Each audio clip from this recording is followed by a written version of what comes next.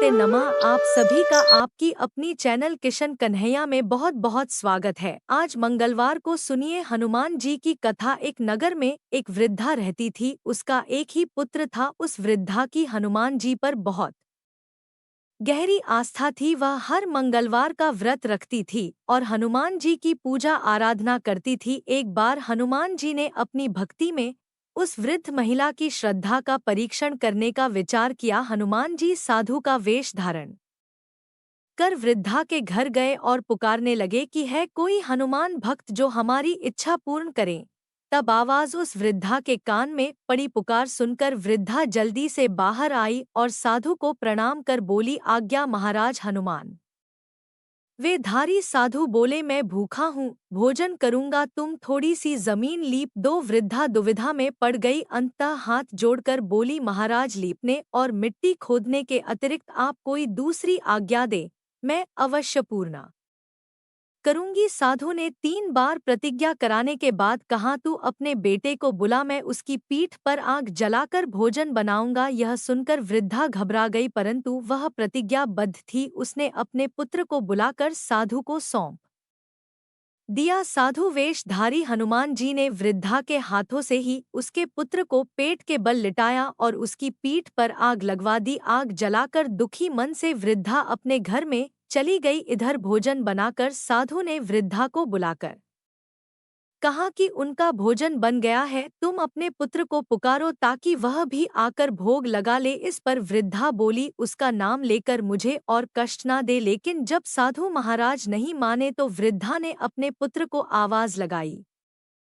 वह अपनी माँ के पास आ गया और अपने पुत्र को जीवित देखकर वृद्धा को बहुत आश्चर्य हुआ। वह साधु के चरणों में गिर पड़ी। तब हनुमान जी अपने वास्तविक रूप में प्रकट हुए और वृद्धा को भक्ति का आशीर्वाद दिया तो प्रेम से बोले, शंकर भगवान की जय हो, बजरंग बली की जय हो। आइए सुनते हैं मंगलवार व्रत की पौराणिक कथा। एक बार नैमिषारण्य तीर्थ में 8 हज मुनि एकत्र होकर पुराणों के ज्ञाता श्री सूत जी से पूछने लगे, हे महामुनि, आपने हमें अनेक पुराणों की कथा सुनाई है, अब कृपा करके हमें ऐसा व्रत और कथा बताएं जिसके करने से संतान की प्राप्ति हो तथा मनुष्यों को रोग शोक अग्नि सर्व दुख आदि का भय दूर हो, क्योंकि कलयुग में सभी जीवों की आयु बहुत कम है। फिर इस पर उन्हें रोग चिंता के कष्ट लगे रहेंगे तो फिर वह श्री हरि चरणों में अपना ध्यान कैसे लगा सकेंगे। श्री सूत जी बोले, हे मुनियों, आपने लोक कल्याण के लिए बहुत ही उत्तम बात पूछी है। एक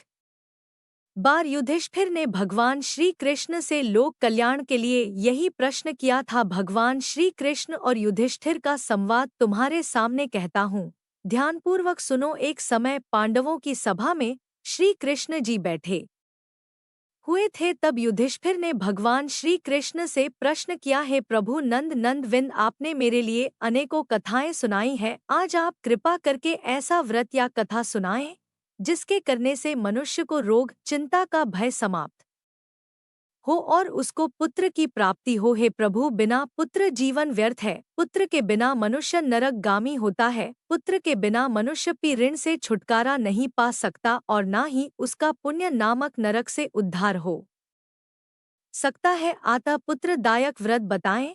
श्री कृष्ण भगवान बोले, हे राजन, मैं एक प्राचीन इतिहास सुनाता हूँ, आप उसे ध्यानपूर्वक सुनो। कुंडलपुर नामक एक नगर था, उसमें नंदा नामक एक ब्राह्मण रहता था। भगवान की कृपा से उसके पास सब कुछ था, फिर भी वह दुखी था। इसका कारण यह था कि ब्राह्मण की स्त्री सुनंदा की कोई संतान नहीं थी। सुनंदा पतिव्रता थी, भक्ति पूर्वक श्री हनुमान जी की आराधना करती थी, मंगलवार के दिन व्रत करके अंत में भोजन बनाकर हनुमान जी की आराधना करती थी। मंगलवार के दिन व्रत करके अंत में भोजन बनाकर हनुमान जी को भोग लगाने के बाद स्वयं भोजन करती थी। एक बार मंगलवार के दिन ब्राह्मणी गृह कार्य की अथ के कारण हनुमान जी को भोग नहीं लगा सकी तो इस पर उसे बहुत ही दुख हुआ। उसने कुछ भी नहीं खाया और अपने मन में प्रण किया कि अब तो अगले मंगलवार को ही हनुमान जी को भोग लगाकर अन्न और जल ग्रहण करूंगी। ब्राह्मणी सुनंदा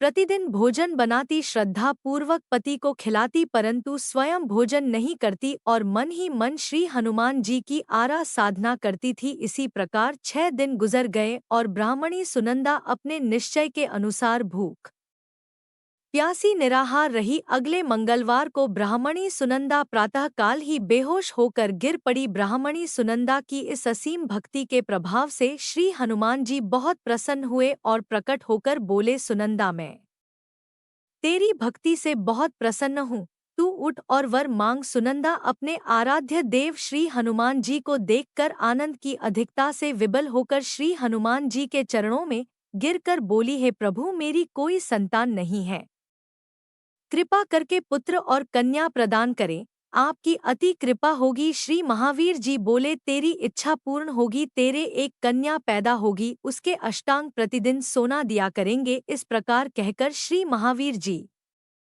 अंतर्ध्यान हो गए। ब्राह्मणी सुनंदा बहुत हर्षित हुई और समाचार अपने पति से कहा। ब्राह्मण देव कन्या का वरदान सुनकर कुछ दुखी हुए, परंतु सोना मिलने की बात सुनी तो बहुत प्रसन्न हुए। उन्होंने विचार किया कि ऐसी कन्या के साथ मेरी निर्धनता भी समाप्त हो जाएगी। श्री हनुमान जी की कृपा से वह ब्राह्मणी गर्भवती हुई और 9 महीने में उसे बहुत ही सुंदर पुत्री प्राप्त हुई। यह बच्ची अपने पिता के घर में ठीक उसी तरह से बढ़ने लगी जिस प्रकार शुक्ल पक्ष का चंद्रमा बढ़ता है। 10वें दिन ब्राह्मण ने उस बालिका का नामकरण संस्कार कराया। उसके कुल पुरोहित ने उस बालिका का नाम रत्नावली रखा, क्योंकि यह कन्या सोना प्रदान किया करती थी। इस कन्या ने पूर्व जन्म में बड़े ही विधान से मंगल देव का व्रत किया था। रत्नावली का अष्टांग बहुत सा सोना देता था। उस सोने से नंदा ब्राह्मण बहुत ही धनवान हो गया। अब ब्राह्मणी सुनंदा भी बहुत अभिमान करने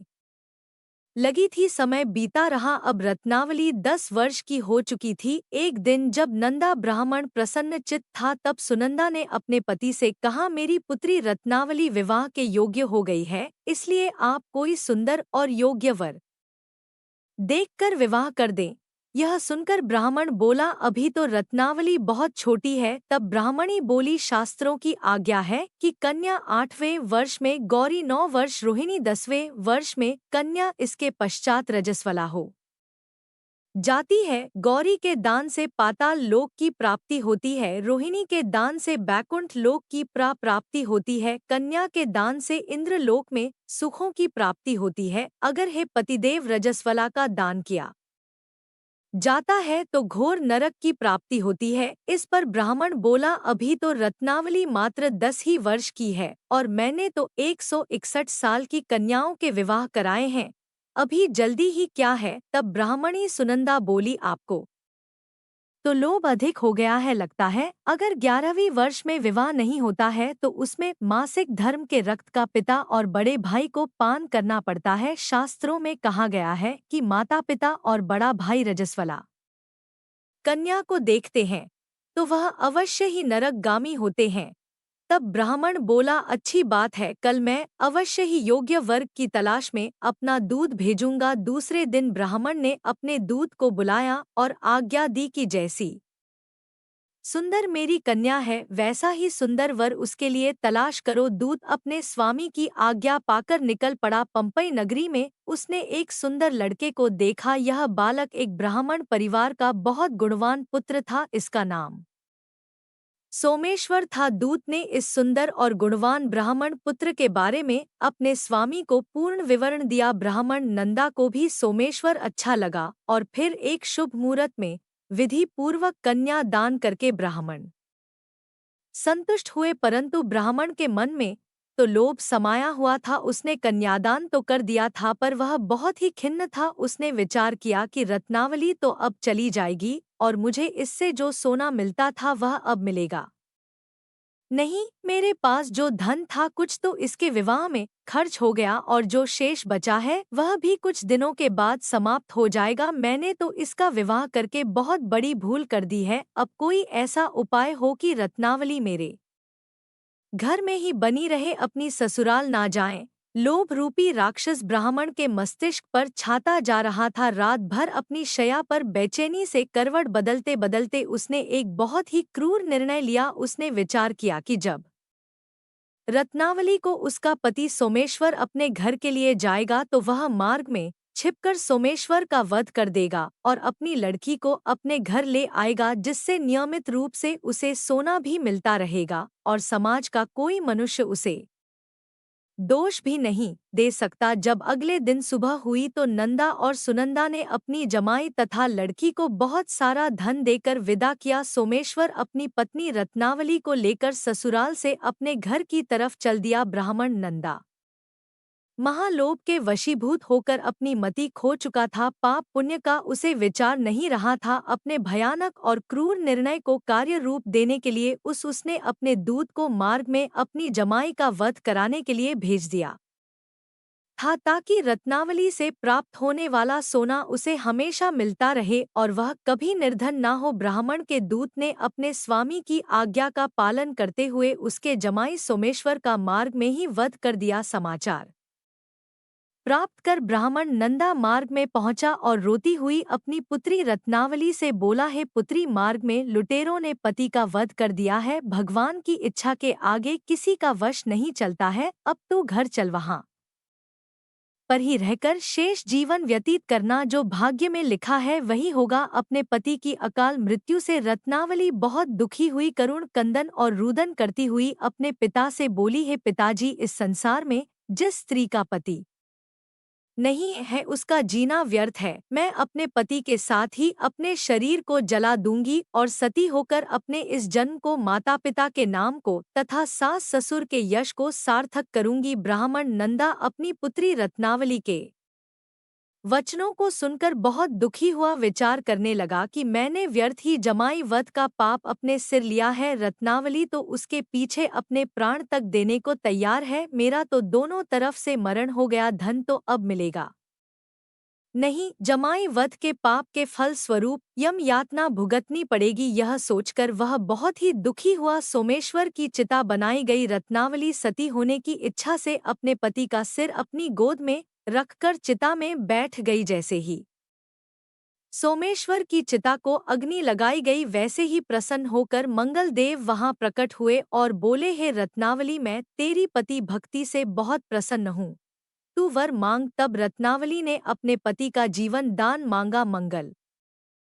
देव बोले, रत्नावली, तेरा पति अजर अमर है, यह महाविद्वान भी होगा और इसके अलावा तेरी जो इच्छा हो वह वर मांग। तब रत्नावली बोली, है ग्रहों के स्वामी, यदि आप मुझ पर प्रसन्न हैं तो मुझे यह वरदान दीजिए कि जो भी मनुष्य मंगलवार के दिन प्रातः काल लाल पुष्प, लाल चंदन से पूजा करके आपका स्मरण करेगा, उसको रोग व्याधि नहीं होगी, स्वजनों से कभी वियोग नहीं होगा, सर्प अग्नि तथा शत्रुओं का भय नहीं रहेगा। और जो स्त्री मंगलवार का व्रत करेगी वह कभी विधवा नहीं होगी। मंगल देव ने तथास्तु कहकर अंत ध्यान हो गए। सोमेश्वर मंगल देव की कृपा से जीवित हो उठा। रत्नावली अपने पति को पुनः प्राप्त कर बहुत प्रसन्न हुई और मंगल देव का व्रत प्रत्येक मंगलवार को करके व्रतराज और मंगल देव की कृपा से इस लोक में सुख ऐश्वर्य को भोगते हुए अंत में अपने पति के साथ स्वर्ग लोक को गई। प्रेम से बोलिए जय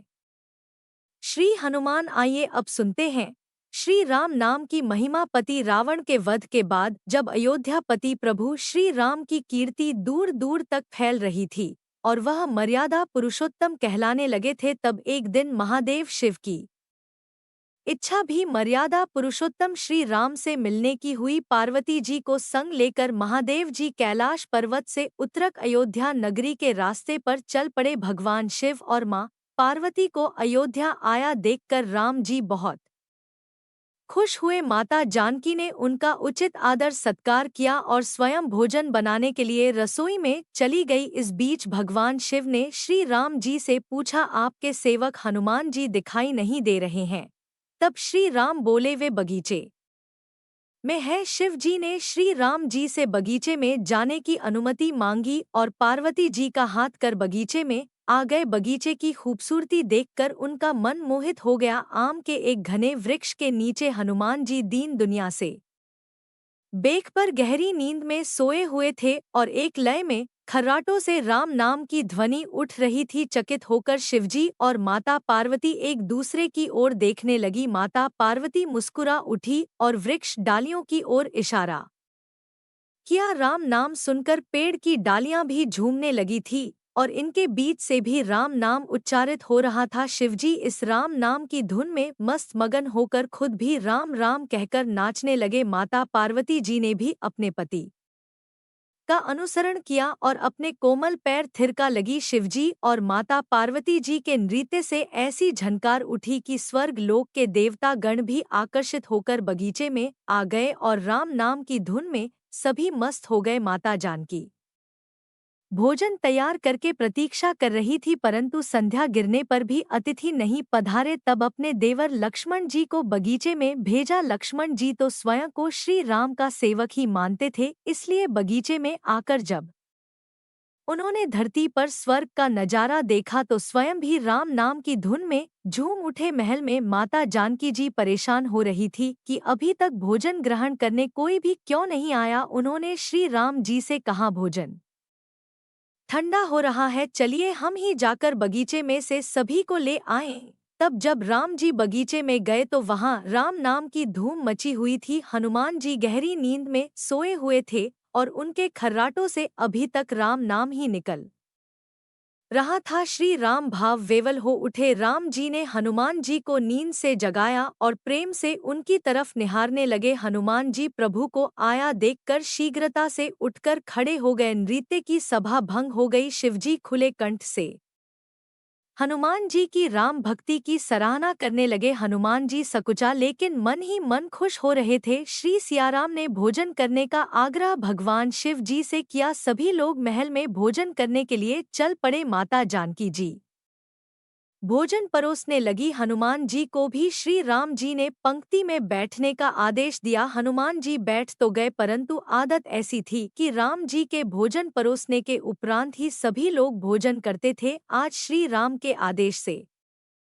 पहले भोजन करना पड़ रहा था। माता जानकी हनुमान जी को भोजन परोस जा रही थी, परंतु हनुमान जी का पेट ही नहीं भर रहा था। सीता जी कुछ समय तक तो उन्हें भोजन परोस रही, फिर समझ गई कि इस तरह से तो हनुमान जी का पेट नहीं भरेगा। उन्होंने तुलसी के एक पत्ते पर राम नाम लिखा और भोजन के साथ हनुमान जी को परोस दिया। तुलसी पत्र खाते ही हनुमान जी को संतुष्टि मिली और वह भोजन खाकर उठकर खड़े हो गए। भगवान शिव शंकर ने प्रसन्न होकर हनुमान जी को आशीर्वाद दिया कि आपकी राम भक्ति युगों युगों तक याद की जाएगी और आप संकट मोचन के नाम से जाने जाएंगे। आइए अब सुनते हैं राम नाम की महिमा की दूसरी कहानी। महादेव जी को एक बार बिना कारण के किसी को प्रणाम करते देखकर पार्वती जी ने पूछा, आप किसको प्रणाम करते रहते हैं?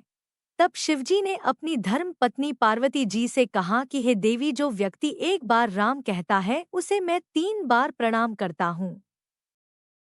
पार्वती जी ने एक बार शिव जी से पूछा, आप शमशान में क्यों जाते हैं और यह चिता की भस्म शरीर पर क्यों लगाते हैं? उसी समय शिवजी पार्वती जी को शमशान ले गए। वहां एक शव अंतिम संस्कार के लिए लाया गया। लोग राम नाम सत्य है कहते हुए शव को ला रहे थे। शिव जी ने कहा कि देखो पार्वती, इस शमशान की ओर जब लोग आते हैं तो राम नाम का स्मरण करते हुए आते हैं और इस शव के निमित्त से कई लोगों के मुख से मेरा अति प्रिय दिव्य राम नाम निकलता है। उसी को सुनने मैं शमशान में आता हूँ और इतने लोगों के मुख से राम नाम का जप करवाने में निमित्त बनने वाले इस शव का मैं सम्मान करता हूँ, प्रणाम करता हूँ और अग्नि में जलने के बाद उसकी भस्म को डोट अपने शरीर पर लगा लेता हूँ। राम नाम बुलवाने वाले के प्रति मुझे इतना प्रेम है। एक बार शिवजी कैलाश पर पहुँचे और पार्वती जी से भोजन मांगा। तब पार्वती जी विष्णु सहस्त्र नाम का पाठ कर रही थी। पार्वती जी ने कहा, अभी पाठ पूरा नहीं हुआ है, कृपया थोड़ी देर प्रतीक्षा कीजिए। तब शिव जी ने कहा कि इसमें तो समय और श्रम दोनों लगेंगे। संत लोग जिस तरह से सहस्त्र नाम को छोटा कर लेते हैं और नित्य जपते हैं, वैसा उपाय कर लो। तो पार्वती जी ने पूछा कि वह उपाय कैसे करते हैं, मैं सुनना चाहती हूँ।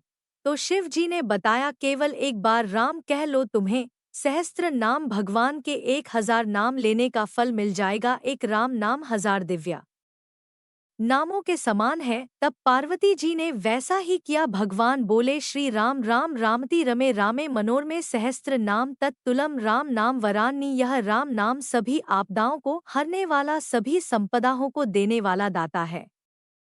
सारे संसार को विश्राम या शांति प्रदान करने वाला है। इसलिए मैं इसे बार बार प्रणाम करता हूँ। भवसागर की सभी समस्याओं और दुखों की बीजों को भूज के रख देने वाला, समूल नष्ट कर देने वाला, सुख संपत्तियों को डोट अर्जित करने वाला, यमदूतों को खदेड़ने वाला केवल राम नाम का जप है। इसलिए प्रयास पूर्वक स्वयं भी राम नाम जपते रहना चाहिए और दूसरों को भी प्रेरित करना चाहिए।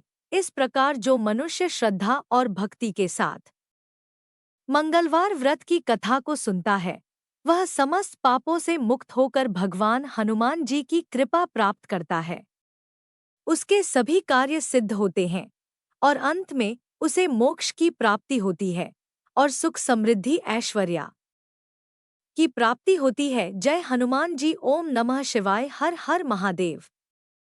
यह तो सभी जानते हैं कि राम सेतु के निर्माण के समय हर पत्थर पर राम नाम लिखा जा रहा था और हर कोई राम नाम का जयघोष कर रहा था, जिसके चलते राम का काम बहुत ही आसान हो गया। राम के नाम लिखे पत्थर जब तैरने लगे तो प्रभु श्रीराम भी आश्चर्य में पड़कर सोचने लगे। उन्होंने सोचा कि जब मेरे नाम लिखे पत्थर तैरने लगे हैं तो यदि मैं कोई पत्थर फेंकता हूँ समुद्र में तो उसे तैरना चाहिए। मन में यही विचार करके उन्होंने भी एक पत्थर उठा लिया जिस पर राम का नाम नहीं लिखा था और उसे समुद्र में फेंक दिया, लेकिन वह पत्थर डूब गया। भगवान श्री राम आश्चर्य में पड़ गए कि आखिर ऐसा क्यों हुआ। दूर खड़े हनुमान ने यह सब देख रहे थे और तब उन्होंने प्रभु श्रीराम के मान की बात जानकर उनके पास पहुँचे और कहने लगे कि हे प्रभु, आप किस दुविधा में हैं? इस पर श्री राम जी कहने लगे कि हे हनुमान, मेरे नाम के पत्थर तैर रहे हैं, लेकिन जब मैंने अपने हाथ से वह पत्थर फेंका तो वह डूब गया। प्रभु की इस भोलेपन से कही गई बात पर बल बुद्धि के दाता हनुमान जी ने कहा कि हे प्रभु, आपके नाम को धारण कर तो सभी अपने जीवन को पार लगा सकते हैं, परंतु जिसे आपन स्वयं त्याग रहे हैं उसे डूबने से कोई कैसे बचा सकता है। राम के नाम में इतनी शक्ति है कि उनके नाम का जप करते हुए ऋषि वाल्मीकि और संत तुलसीदास अज्ञानी से महान ज्ञानी बने। उसके बाद उन्होंने रामायण और रामचरितमानस ग्रंथों की रचना की। शबरी ने भगवान का नाम लेकर उनको इतना मजबूर कर दिया कि वनवास के दौरान उसको स्वयं मिलने के लिए कुटिया पहुँचे। आप एक और राम नाम की महिमा की कहानी सुनते हैं।